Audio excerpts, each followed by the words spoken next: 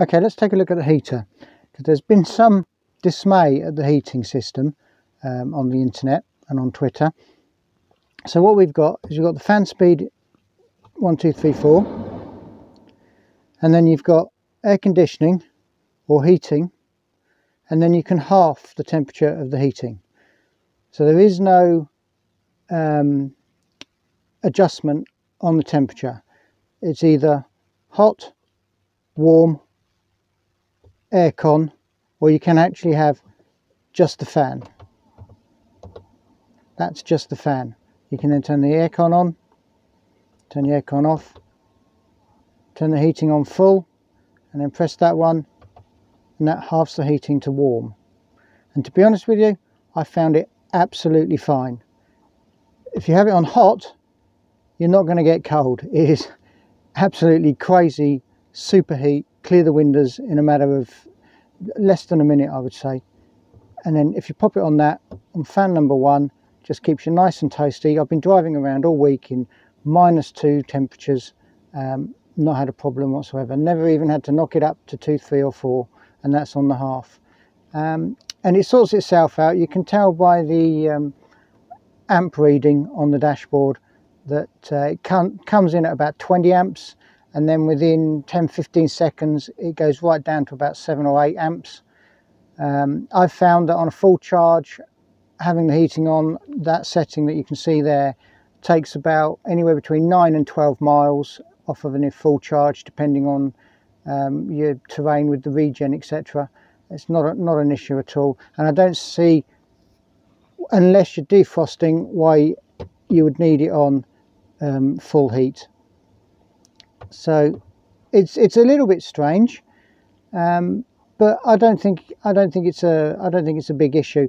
In my Nissan EMV 200, I either have it on 18 degrees or I have it off. I sometimes whack it up to 25, 26 if I'm clearing the screen, but I tend to just have 1 or 2 temperatures anyway. So this sort of simplifies it, and that's what this whole van's about. This whole van is keeping things simple. Obviously it's bringing things in at a price, but there's everything you need and nothing you don't. There's no extra bling, no extra add-ons that just make you think you're getting something for your money, and that's what makes this van so interesting.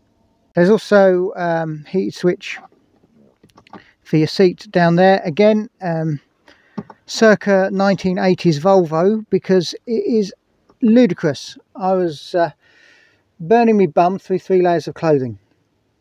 So one thing you're not going to be is misted up or cold in this van. And as far as the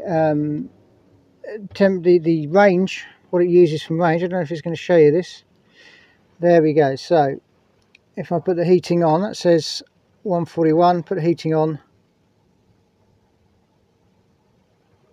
127, but that will calm down because I've switched through to the amps. I'll just show you. If I turn the heating off so it's not on any drain, if I put the heating on, it will shoot up to about 17 amps and then come right back down to 7 and 6, and it will sort itself out, and it won't use much at all. It probably uses about 8 or 9 miles on a complete charge. I've been driving around for a week now with the heating on all the time, and it's pretty much used, you know, like I say, about 9 to 12 miles out of an entire charge. So it doesn't really affect the heating at all. And then on top of that, you've got all the positioning on your face and on your feet. Just tend to use it, leave it on that one.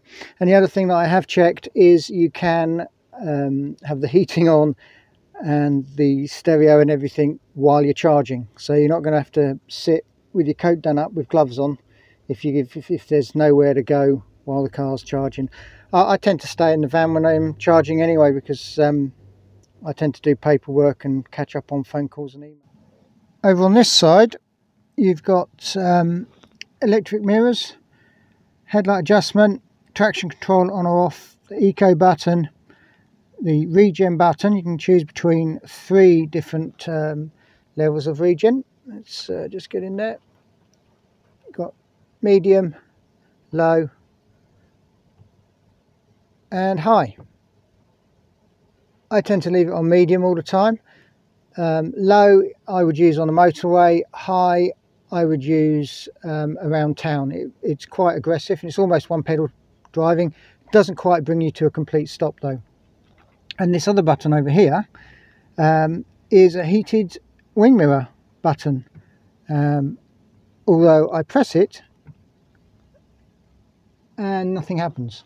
So I don't know whether I've got heated wing mirrors or not. It does say in the handbook that if the button's fitted, you've got heated wing mirrors. So I don't know how you're meant to tell that you have them, but as I say, you can see me pressing the button there, pressing it, and nothing's happening. Only one way to find out on a frosty morning, I suppose. Down here, you've got a power socket if you want to go old school. Probably tyre pumps is the only thing you're going to be plugging into there.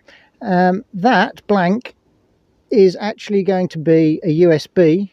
That's where you plug in your phone, stick your phone in there for your Android Auto and Apple CarPlay on this screen. I have been assured that that will be on the models that get delivered to customers.